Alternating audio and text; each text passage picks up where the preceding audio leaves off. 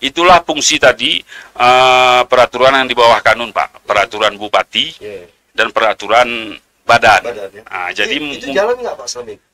Insya Allah kalau di Baitul Mal Kabupaten sudah jalan Pak. Kita kalau menentukan sesuatu kita minimal kalau tidak ada Perbup itu kita harus membuat peraturan badannya dulu. Baitul Mal harus melaksanakan pengelolaan zakat itu sesuai syariat Islam Pak. Ambil zakat yang berhubungan dengan APBK Pak. Jadi kalau di Aceh Tengah itu sudah dikukuhkan, tinggal bagaimana kampung membangun Baitul Mal kampung itu sendiri. Ambigu di Kabupaten Aceh Tengah sendiri gitu kan. Itu ada kalau di kabupaten namanya peraturan bupati Pak. Sebagai bukti yang ada itu memang tidak ada Pak. Jadi Pemda hanya beralih itu dari Amilun. Jadi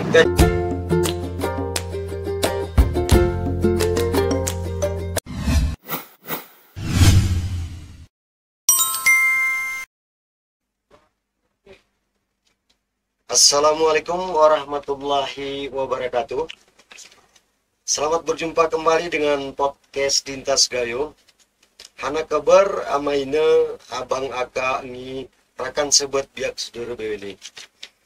Saat ini kita sedang membahas tentang Baitul Mal Aceh Tengah. Bersama saya sudah ada salah seorang komisioner dari Baitul Mal, yaitu Bapak nih. Pak Ud Pajaruna. Pak Ud Ketua Bidang Kelembagaan, Teknologi dan Pengawasan Perwalian Baitul Mal. Selamat datang Pak Ud di Dintas Gayo Podcast. Selamat datang Pak Jendro di Batin. Menarik sekali Pak. Hari ini kita membahas tentang kelembagaan yang berada di Baitul Mal. Pak Ud yang membawahi bidang ini mungkin bisa menerangkan kepada masyarakat bahwa bagaimana dengan kelembagaan Baitul Mal di Aceh Tengah saat ini. Kami persilakan Pak. Oke, terima kasih. Sebelumnya mungkin ini kesempatan kami untuk memberikan pemahaman kepada masyarakat luas, terkhusus kepada warga Kabupaten Aceh Tengah.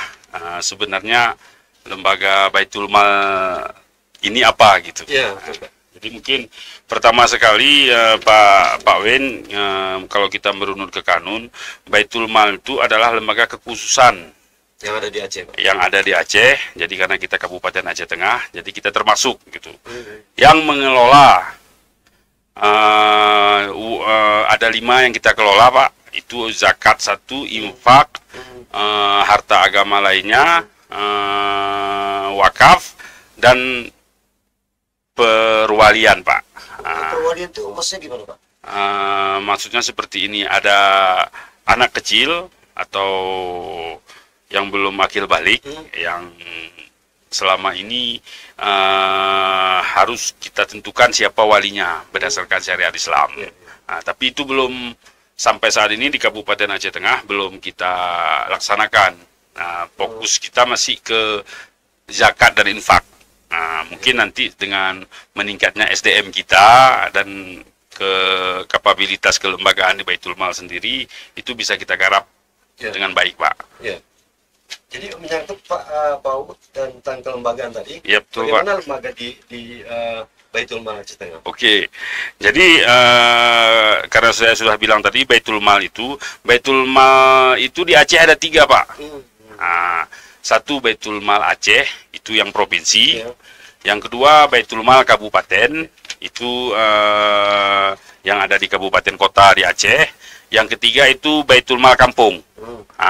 Itu Baitul Mal yang ada di setiap kampung. Sudah ada Pak Baitul Mal Kampung? Alhamdulillah di Kabupaten Aceh Tengah, itu kemarin Pak Bupati sudah meresmikan. Kita sudah mengukuhkan sekitar dan sudah diundang oleh Sekretariat Baitul Mal Kabupaten Aceh Tengah 295 kampung sudah kita undang di GOS dan sudah kita kukuhkan Pak. Jadi kalau di Aceh Tengah itu sudah dikukuhkan, tinggal bagaimana kampung membangun Baitul Mal kampung itu sendiri. Jadi sedikit saya tambahkan Pak, kalau Baitul Mal Aceh dan Baitul Mal Kabupaten atau kota itu jelas Pak yang masuk PAD. Nah, sedangkan yang Baitul Mal Kampung itu tidak masuk PAD Pak. Jadi uang mereka bebas mengelola. Oh ya. Yang dia kumpulkan berbeda dengan Baitul Mal Kabupaten dan Baitul Mal Aceh Pak. Karena dia masuk PAD. Tapi Baitul Mal Kampung adalah perpanjangan tangan dari Baitul Mal Kabupaten Pak. Betul, secara struktur Baitul Mal Kampung itu di bawah kabupaten, di bawah Baitul Mal Kabupaten dan kota Pak. Jadi hubungannya itu tetap koordinasi, tapi regulasinya nanti Pak kalau sesuai kanun Baitul Mal Kampung hanya memberikan data kepada kita Pak. Jadi mereka mengumpulkan uang, kemudian secara mandiri mereka membelanjakan uang itu tergantung keadaan atau kepentingan di kampung itu. Betul. Jadi gambaran besarnya Pak, kalau kita lihat tujuan akhirnya, jadi fakir miskin itu tidak lagi di BMK Pak. Di kabupaten saya. Ya, enggak di Baitul Mal Kampungnya. Jadi BMK fokus menangani permasalahan yaitu mendukung Pemda tadi Pak, program-program Pemda. Dari uang yang dikumpulkan. Dari uang yang dikumpulkan. Jadi mereka juga harus mendukung program Pemda. Iya, sebenarnya seperti itu. Contohnya apa? Misalnya program Pemda yang harus mereka dukung. Di Baitul Mal Kampung atau kabupaten? Kampung dulu, Pak. Di Baitul Mal Kampung, mereka kan seperti ini Pak. Ada masyarakat miskin ekstrim. Kalaupun belum sempat dibantu oleh Pemda, minimal kalau di bahasa dunia petualangan itu sudah ada cadangan sementara gitu Pak. Jadi datang Baitul Mal Kampung, contoh memberikan, ini ada duit 500.000, udah silahkan beli nasi, silahkan beli beras. Jadi sebelum lebih cepat tertangani Pak. Lebih cepat tertangani Pak. Berbeda dengan Baitul Mal Kabupaten. Mungkin lebih administrasi dan lain-lain Pak. Ya karena PAD tadi Pak. Begitu masuk dia tidak bisa langsung cair duitnya. Jadi artinya Pak, dengan sistem PAD ini, dana yang dikumpulkan oleh Baitul Mal dari seperti yang Bapak sebutkan tadi, betul, itu tidak boleh langsung kita belanjakan, tapi harus masuk dulu ke rekening pemerintah daerah berarti. Betul. Jadi kapan Baitul Mal akan mengelola dana ini? Itu kan ada di Baitul Mal Kabupaten, kan ada proses penganggaran. Jadi tahun, Pak, ya? Setiap tahun kita menganggarkan gitu. Jadi sekarang Baitul Mal itu Pak, sejak kami komisioner, mungkin ini periode pertama kami 5 orang menjadi komisioner, itu tidak lagi seperti mungkin bisa suka-suka hati sebenarnya Pak. Ada perubahan yang signifikan kalau secara kelembagaannya. Jadi kita sudah merinci kegiatan itu di awal tahun Pak. Untuk apa seperti itu. Jadi tidak ada yang dadakan, kecuali itu memang urgen. Itu bisa kita dengan mekanisme kita pleno Pak. Kita lihat situasi kondisional, apakah itu betul-betul darurat ataupun betul-betul harus dibantu. Itu mungkin karena kita diberi power untuk itu Pak. Karena kan Baitul Mal harus melaksanakan pengelolaan zakat itu sesuai syariat Islam Pak. Jadi kata kuncinya syariat Islam Pak ya? Betul Pak, syariat Islam. Menangnya lagi di kami ada namanya satu keputusan Pak, yaitu kolektif kolegial. Itu jelas di kanun Pak. Jadi mungkin kalau selama ini masyarakat berpikir, wah kenapa susah Baitul Mal? Begini, mungkin satu pendapat dari saya, itu mungkin masa peralihan Pak. Bukan yang sekarang berarti Pak? Enggak, sekarang ini masa peralihan. Peralihan dari mana Pak? Dari yang dulu mungkin enak semua masuk proposal, sekarang agak susah. Semuanya mudah dulu Pak. Karena kalau kita dari Baitul Mal, sekarang kalau cocok dengan program kita, insya Allah kita bantu. Ya Pak. Jadi kalau tidak cocok dengan program kita, itu kita meminta mohon maaf dulu bagi pihak-pihak yang sudah meminta bantu kepada Baitul Mal. Seperti itu dia Pak. Jadi tidak sembarangan, bisa, tidak bisa. Karena gini dia, setelah kami rencanakan, disetujui oleh Dewan Pengawas, kami membuat juknis, Pak. Alhamdulillah tahun 2024 kemarin BPK pun sudah memeriksa kami sesuai juknis, Pak. Bukan lagi peraturan Menteri Keuangan. Oh, sudah juknis, Pak. Ya? Ada kelebihan berarti di penanganannya, Pak. Karena bagi Baitul Mal sendiri, Pak, kita lari sedikit ke regulasi. Ya. Dasar kita itu, Pak, kalau secara nasional itu jelas Undang-Undang 45. Ya. Setelah itu langsung ke Undang-Undang 23 tahun 2011. Ya. Baru karena kita ke Aceh, karena kita berdasarkan UU PA itu harus syariat Islam. Ya. Lahirlah kanun yang pertama 2007, sekarang, Pak, yang terakhir 2018 nomor 10 dan nomor 3 tahun 2021. Itu landasan kita, regulasi kita untuk pengelolaan Baitul Mal. Ditambah, Pak, ini mungkin yang sedikit agak ambigu di Kabupaten Aceh Tengah sendiri, gitu kan. Itu ada kalau di kabupaten namanya peraturan bupati, Pak. Di provinsi itu namanya peraturan gubernur. Jadi karena ini tadi itu peraturan gubernur dan peraturan bupati, plus satu lagi yang terakhir, Pak, itu namanya ada peraturan badan. Peraturan badan, ya. Jadi di semua keseluruhan itu, rangkaian itu, Pak, merincikan itulah dasar kita mengelola Baitul Mal. Jadi kalau tidak ada di Undang-Undang 45, kita lihat di Undang-Undang 23 2011. Tapi sebenarnya itu kan kalau kita bicara konteks nasional, Pak. Tapi kalau secara Aceh jelas kita langsung merujuk ke kanun, Pak. Kanun atau UU PA tadi. Dengan dasarnya UU PA tadi. Setelah kanun, baru kita lihat, Pak, ada nggak peraturan gubernur? Ada nggak peraturan bupati? Setelah ada peraturan bupati, baru kita tanya, Pak, ada nggak peraturan badan? Itulah kekuatan hukumnya, Pak. Jadi banyak payung hukum yang bisa kita pakai, Pak. Jelas sekali, Pak. Sebenarnya itu kalau diamanahkan oleh kanun itu sudah berkekuatan hukum, Pak. Jadi peraturan badan yang sudah disepakati oleh komisioner, itu menjadi kekuatan hukum kita, Pak.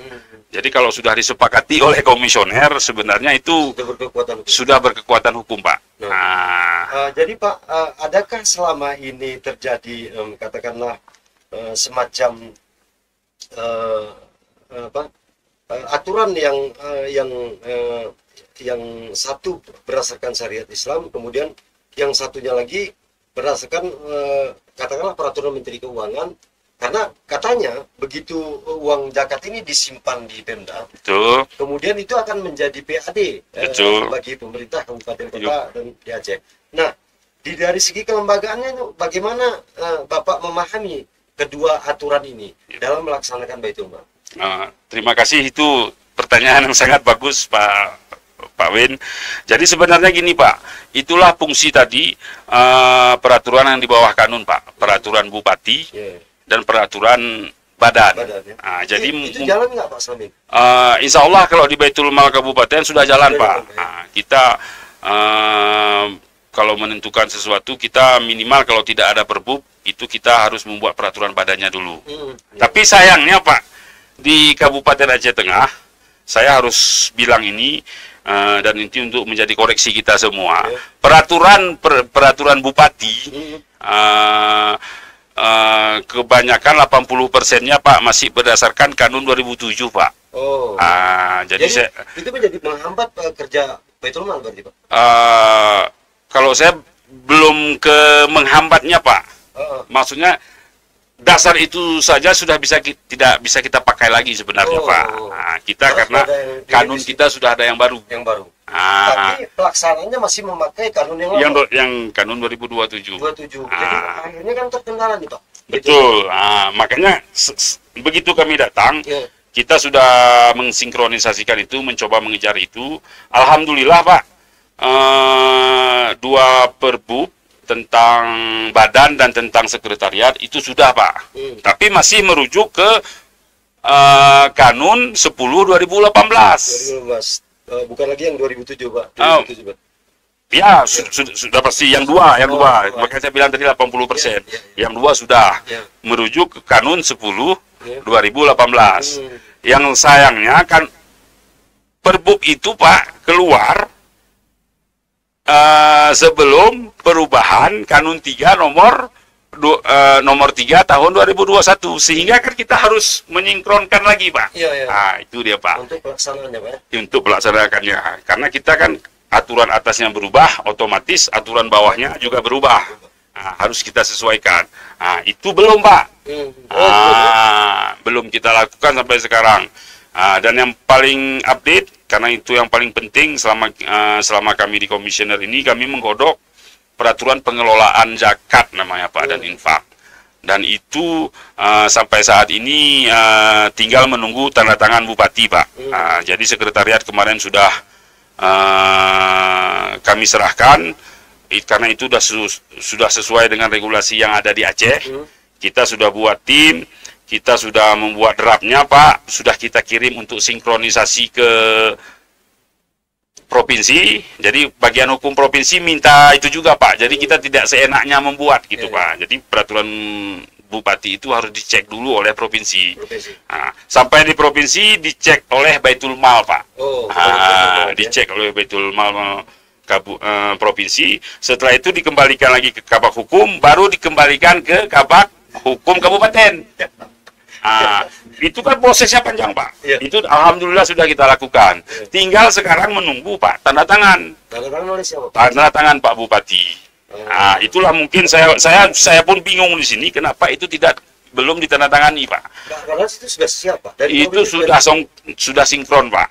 Itu sudah sinkron dengan Kabak Hukum kita sendiri. Jadi mungkin terakhir kemarin waktu kita serahkan ke sekretariat, kita juga bingung entah apa alasannya, itu disuruh cek kembali gitu Pak. Berapa lama Pak setelah diserahkan belum ditandatangani oleh Bupati? Ini yang mungkin hampir sekian 2 bulan Pak. 2 bulan ya. Seharusnya ini tidak terjadi demi memudahkan pelaksanaan. Insya Allah Pak, kalau itu ditandatangani, insya Allah payung hukum kita sudah sedikit jelas Pak. Jadi tidak ada lagi persepsi A, persepsi B, persepsi C. Karena kan kita Baitul Mal tunduk ke Bupati Pak. Kalau Bupati nggak melindungi kami, bagaimana kami bertindak Pak? Jadi karena ini komisioner, kemudian katakanlah atasan tertinggi dari komisioner itu adalah Bupati Pak. Jelas Pak, kita dimintai laporan itu setiap 3 bulan, 6 bulan, dan tahunan Pak. Berarti sistem pengajiannya sama dengan komisioner di tempat lain, katakanlah KIP misalnya. Wah, itu yang sedikit susah kita bilang Pak. Berbeda berarti Pak. Tidak dianggarkan di pemerintah kabupaten, katakanlah untuk gaji para komisioner di Baitul Mal. Untuk saat ini Pak, sebagai bukti yang ada itu memang tidak ada Pak. Jadi Pemda hanya beralih itu dari Amilun. Jadi gaji komisioner itu diambil bukan dari dana Pemda, di mana uang katakanlah uang zakat ini masuk dulu ke Pemda menjadi PAD, tapi tidak ada jaminan dari Pemda untuk menggaji para komisioner di sana Pak. Sampai saat ini kita lihat belum ada Pak. Jadi ngambil dari Amil. Itu kita ambil dari Amil. Kalau dalam DPA sekretariat Pak itu namanya bansos Pak. Bantuan. Jadi saya tidak melihat itu pun mungkin terkait tadi Pak regulasi. Mungkin kita perlu duduk bersama untuk mensiasati ini Pak. Karena alangkah lucu Pak, komisioner yang sudah dilantik oleh Bupati, tapi dia kalau dalam bahasa fikihnya Pak emang masih mustahik Pak. Dan digaji dari bansos Pak. Iya betul sekali. Itu bukti nyata Pak. Nggak bisa saya pungkiri. Mungkin kalau kawan-kawan mau lihat silahkan cek di DPA yang ada di Kabupaten Aceh Tengah gitu Pak. Iya Pak. Jadi komisioner ini sebetulnya agak berbeda dengan komisioner di tempat lain, di mana komisioner itu seharusnya dianggarkan oleh di APBK di pemerintah daerah Pak. Tapi komisioner di Baitul Mal ini tidak dilakukan hal yang sama. Itulah saya bingungnya sekarang kayak gitu Pak. Kenapa tidak ada anggaran untuk itu? Ya, jadi kedepannya Pak Uut kira-kira apa yang harus kita lakukan sehingga memaksimalkan kerja kawan-kawan di komisi? Kalau saya Pak, karena sebagai kelembagaan Pak, kita berharap sekali Pemda di Kabupaten Aceh Tengah Pak itu bisa memastikan dulu Pak perangkat Baitul Mal ini sudah stabil apa belum. Ambil contoh Pak, kalau di sekretariat itu sudah selesai Pak. Ya. Ini Dewan Pengawas dan Komisioner itu sampai sekarang belum ada yang perhatikan Pak. Ya, Dewas di sini siapa Pak? Dewan Pengawas Pak. Ya, siapa orangnya Pak? Itu ada 3 Di kabupaten Pak ya? di kabupaten. Oh, ada 3 orang. Itulah yang akan nanti menyetujui atau membagi persentase zakat Pak, yang akan kami tentukan kegiatannya. Ya. Jadi sistem mainnya seperti itu Pak. Unsur, kalau dalam kanun namanya itu ada amilun Pak. Amilun yang berhak mengelola zakat itu 4 unsur Pak. Ya. 1 Dewas, Ya. Dewan Pengawas. Ya. Itu yang Itu ada 3 menyetujui, orang. yang mengawasi kami. Itu praktisi, akademisi, dan ulama. Siapa mereka sekarang saat ini yang menjadi dewas siapa Pak? Yang menjadi dewas ini Pak Al-Hulwani. Itu dari pensiunan Kandepak. Yang kedua Dr. Abdul Aziz, itu dosen YIN. Yang ketiga unsur dari ulama itu Pak Tengku Nurdin Air. Jadi merekalah yang akan mengawasi kami dalam setiap kebijakan yang kami ambil. Dan tiap tahunnya menyetujui persentase zakat Pak. Jadi persentase penggunaan zakat itu kemana saja? Dia kan ada 8 Pak. Ya. Amil. Oh, asnif. Asnafnya. Asnaf, ya. Jadi nanti yang menyetujui berapa persen Persentase Pak. untuk miskin, Ya. untuk fakir, untuk ibnu sabil, untuk ini itu adalah dewas Pak. Dewas dari mana mengambil itu Pak? Ya. Dewas mengambil itu dari DPS Pak namanya. Oh, DPS ya. Itu Dewan Pertimbangan Syariah. Kebetulan itu saat ini diketuai oleh Pak Aliasa. Oh, DPS ini ada di provinsi. Di provinsi Pak. Dialah yang menentukan hisab zakat Pak. Oh, ya. Jadi mungkin hisab zakat berubah, yang merubah itu mereka Pak. Oh, Profesor alias apa? Yang menurunkan juga nanti hisab zakat mereka, yang menentukan definisi asnaf tadi pun mereka Pak. Jadi kita sebenarnya bukan bebas Pak, bukan suka-suka. Jadi betul-betul standarnya sangat saja. Sudah ada Pak. Ya. Dasarnya kalau kita tinggal buka regulasi itu semua sudah ada Pak. Jadi tinggal kita menerapkan. Jadi sedikit saya minta waktu dari Pak Wen bahwa kenapa ada DPS tadi, itulah membuktikan Pak. Saya harus nyatakan juga karena sebagai kelembagaan bahwa di Aceh tidak ada lagi mazhab-mazhab Pak terkait pengelolaan zakat. Sudah satu semua. Sudah satu semua, itu atas nama kanun Pak. Makanya mungkin nanti di kampung seperti saya bilang Pak, potensi kampung ini sangat besar untuk mengumpulkan zakat.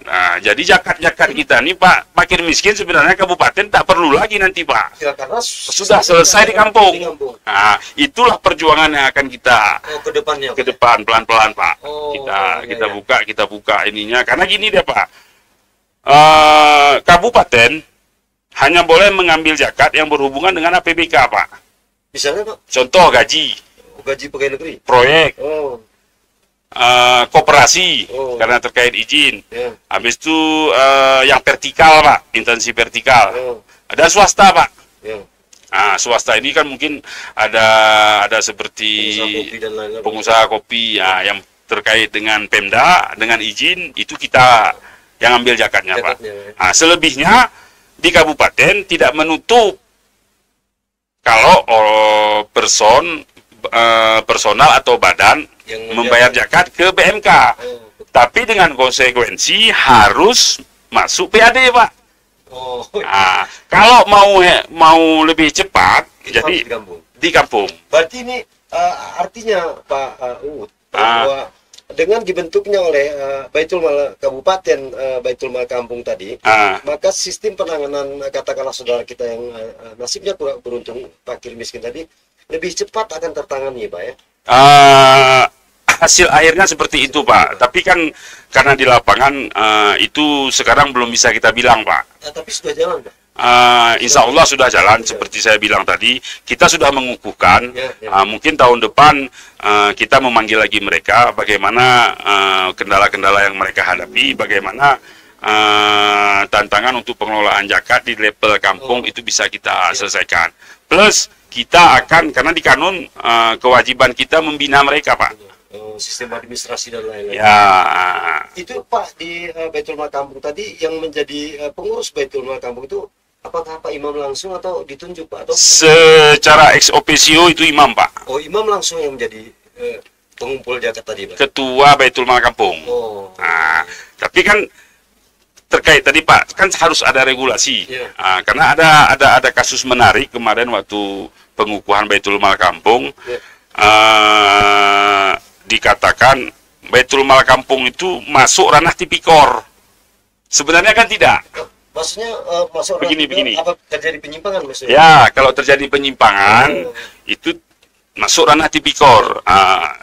Menurut saya itu nanti tidak, Pak. Itu ranahnya ke ranah RGM ataupun misalnya seperti ini, Pak. Oh, sistem penyelesaian. Resam. Resam. Ya. Jadi Baitul Mal Kampung ini masyarakat, RGM, reje, imam, dan pengurus merepresentasi masyarakat di kampung untuk menentukan regulasi, Pak, di zakat. Jadi kalau pengelolanya salah, ya salah berdasarkan resam kampung tadi. Tidak harus ditangani oleh polisi. Tidak, kecuali pidana, itu urusan lain. Itu akan sangat takut sekali saya kira apabila sistem pidana itu langsung diberlakukan kepada mereka, Pak. Ya. Kembalikan ke resam tadi itu. Ya, jadi harus ada aturannya dulu, Pak. Ya. Jadi contohnya seperti ini, Pak. Ini alhamdulillah di Belangkolak, menurut Tengku Abdul Aziz bilang ke saya, itu sudah ada perlakuan Baitul Mal Kampung seperti itu, Pak. Jadi Baitul Mal Kampung akan menampung bagi masyarakat-masyarakat yang kebutuhan mendesak sekali dalam setahun, Pak. Itu berdasarkan kesepakatan, Pak. Jadi contoh misalnya gini, ada masyarakat kelaparan yang 2 hari tidak makan, kampung bisa langsung eksekusi, Pak. Eksekusi tanpa harus pertimbangan yang lebih rumit. Dasarnya Pak, kesepakatan bersama tadi diperuntukkan. Jadi lebih kuat dia, Pak. Jadi kalau menyimpang berarti hukum resam lah. Jadi masyarakat tahu, itulah enaknya Baitul Mal Kampung, Pak. Jadi lebih independen dan lebih cepat. Jelas. Itu makanya saya bilang kalau kita menuju ke situ, Pak, dan kalau misalnya imam ataupun reje fokus terhadap Baitul Mal Kampung, saya yakin sekali, Pak, Aceh Tengah itu akan aman sejahtera. Karena apa? Bayangkan saja, Pak, kita yakin orang-orang berada di kampung itu sudah pasti ada. Ya, banyak. Terlebih lagi geografi kita di lokasi kita ini kan petani, Pak, pekebun. Itu kan setiap tahun dia menghasilkan, Pak. Kalau itu tepat dan itu nanti sukses, Pak, itu insya Allah akan aman terkendali. Karena gini lagi, Pak, saya harus menjelaskan lagi ini di masyarakat, zakat mal itu berbeda, Pak, dengan zakat fitrah. Iya, Pak. Zakat fitrah sebelum matahari keluar atau tutupnya itu setelah khatib naik mimbar. Itu harus sudah tersebar. Kan seperti itu, Pak. Zakat mal tidak bisa, Pak. Zakat mal itulah adalah khas kalau dibalikkan ke zaman Nabi, itulah khas kaum muslimin, Pak. Jadi kan kayak ini, kenapa saya bilang tidak bisa sama, Pak? Haul Bapak dengan haul saya itu beda-beda, Pak. Bapak tanggal 10, saya tanggal 15. Sedangkan masyarakat butuh, kan harus ada, Pak. Jadi itulah yang harus dikumpulkan, Pak. Makanya saya yakin sekali kalau Baitul Mal Kampung selesai, Pak. Jadi fokus Baitul Mal Kabupaten, Pak, itu hanya mendukung penuh Pemda. Jadi di mana Pemda kekurangan, kita bisa masuk untuk kemaslahatan umat. Di mana Pemda kekurangan, karena kita punya uang sendiri, Pak. Jelas, Pak. Yang berjumlah miliaran ini, Pak. Jelas, Pak, betul sekali. Jadi kedepannya mungkin berpola seperti itu, Pak. Saya rasa kalau kita profesional, polanya harus seperti itu, Pak. Jadi kita harus sesuai dengan Renstra, Renstra Kabupaten, Renstra Baitul Mal. Ya kita harus mendukung itu, Pak. Karena tujuannya kan itu. Itu artinya katakanlah seperti Pak Ud bilang tadi, Renstra itu kabupaten, kemudian Renstra Baitul Mal juga ada. Ya. Nah, berarti ini artinya bahwa karena uang zakat tadi dikatakanlah disimpan dan dipegang oleh Ya. kas daerah, Hmm. maka secara berkesinambungan Baitul Mal juga akan membantu pemerintah daerah untuk membangun sesuai dengan restra yang sudah mereka buat, Pak. Betul, Pak. Seperti itu, Pak. Karena penyaluran zakat itu, Pak, yang hanya bisa dilakukan oleh empat tadi, Pak. Oh ya, ya, Pak. Amilun sesuai kanun itu jelas, Pak. Dewas, komisioner, sekretariat, tenaga profesional. Selebihnya, Pak, mohon maaf cakap, itu tidak bisa, Pak. Tidak bisa, Termasuk Pak Bupati sekalipun. Hanya 4 ini saja yang berhak. Yang berhak mengelola itu kita dilindungi oleh kanun, Pak. Tapi kalau untuk meminta kepada mereka itu sah, Pak. Ya. Menarik sekali, Pak Uut, komisioner bidang kelembagaan, teknologi dan pengawasan perwakilan di Aceh Tengah. Kemudian Pak Uut, untuk mengakhiri katakanlah perbincangan kita hari ini, Ya, cepat kali ke.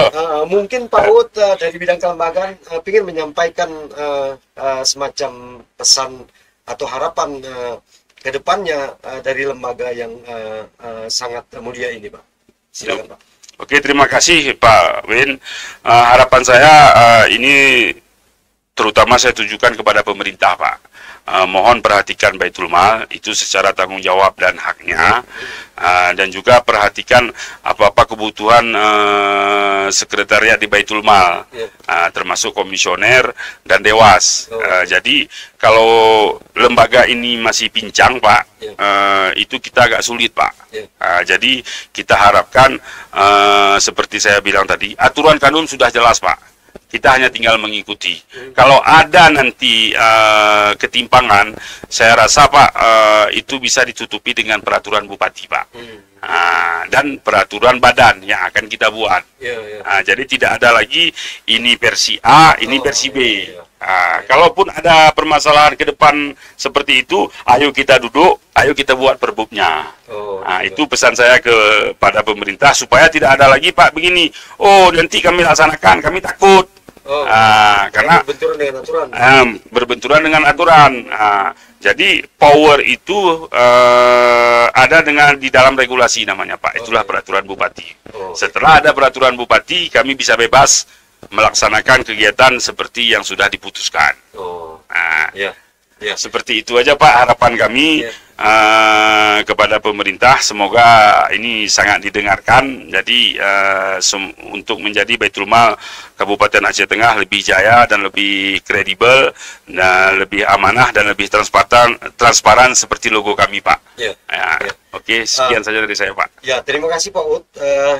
Saudara, kita akhiri perbincangan kita yang menarik ini, bahwa seperti yang diharapkan oleh Pak Uut tadi, bahwa kedepannya Baitul Mal itu lembaga yang sangat terhormat ini, di mana Baitul Mal mengelola dana umat Islam, kemudian akan disalurkan untuk mensejahterakan rakyat Aceh Tengah. Ini akan mudah apabila semua pihak melakukan kesepakatan bersama, duduk bersama untuk bersama-sama berusaha untuk mensejahterakan masyarakat. Artinya Baitul Mal tidak berjalan sendiri, tapi mereka punya pimpinan, punya DPRK, kemudian punya bupati. Mari duduk bersama untuk memikirkan kesejahteraan masyarakat ke depan sesuai dengan rencana pembangunan di Baitul Mal dan rencana pembangunan juga di Kabupaten Aceh Tengah. Kami akhiri podcast Lintas Gayo kali ini. Kami ucapkan terima kasih. Assalamualaikum warahmatullahi wabarakatuh. Waalaikumsalam warahmatullahi wabarakatuh.